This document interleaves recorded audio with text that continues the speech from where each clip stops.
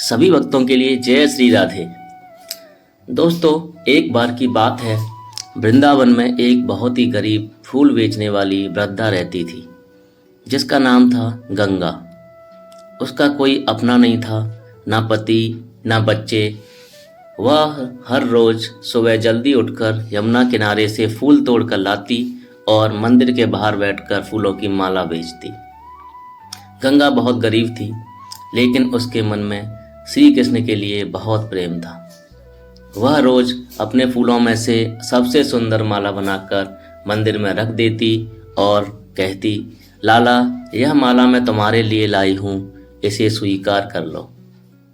मंदिर के पुजारी कई बार उसे समझाते कि तुम खुद बहुत गरीब हो, तुम्हें यह माला बेचकर पैसे कमा लेने चाहिए, लेकिन गंगा मुस्कुराकर कहती, अगर मैं अपने लाला को माला नहीं पहनाऊंगी तो फिर किसे पहनाऊंगी। ऐसे ही कई साल बीत गए। गंगा रोज माला चढ़ाती और भगवान से बातें करती जैसे वह उसके अपने हों। एक दिन बहुत तेज बारिश हो रही थी। उस दिन कोई भी भक्त मंदिर नहीं आया और गंगा भीगते हुए मंदिर पहुंची और उसने अपनी टोकरी में से एक सुंदर माला निकालकर भगवान को चढ़ा दी। फिर वह भगवान के सामने बैठकर बोली, लाला, आज मैंने पूरे दिन कुछ नहीं खाया, अगर तुम चाहो तो मुझे आज भोजन मिल जाएगा, नहीं तो मैं ऐसे ही बिना खाए सो जाऊंगी। यह कहकर वह वहीं मंदिर के कोने में बैठी रही। कुछ देर बाद एक सुंदर सा बालक मंदिर में आया। उसके हाथ में एक छोटा सा डिब्बा था। वह सीधा गंगा के पास गया और बोला, माई, ये प्रसाद लो और खा लो।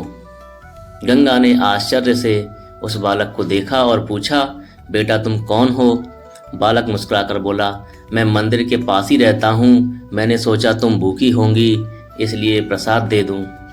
गंगा ने वह प्रसाद खाया तो उसके मन को बहुत शांति मिली। उसने बालक को आशीर्वाद दिया और वो बालक वहाँ से चला गया।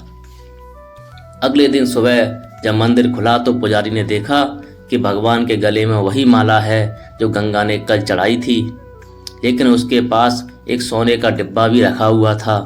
पुजारी को ये देखकर बहुत आश्चर्य हुआ। उसने वह डिब्बा उठाया और देखा कि उसमें बहुत सारी स्वर्ण मुद्राएं थीं।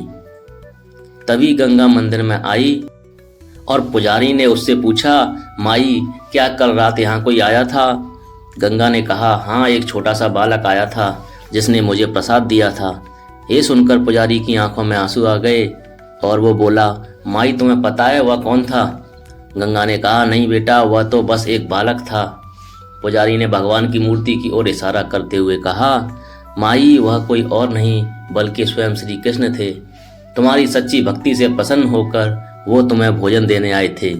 यह सुनते ही गंगा की आंखों से आंसू बहने लगे और वह भगवान के सामने बैठकर रोने लगी और बोली, लाला, मैं तो बस तुम्हें अपना मानती थी, मुझे क्या पता था कि तुम सच में मेरी ही सुनते हो। उस दिन से पूरे वृंदावन में यह बात फैल गई कि सच्चे मन से भगवान को पुकारो तो वह अवश्य आते हैं। और दोस्तों, यही इस कहानी की सीख है कि जब हम भगवान को सच्चे दिल से याद करते हैं तो वह किसी न किसी रूप में हमारी मदद जरूर करते हैं।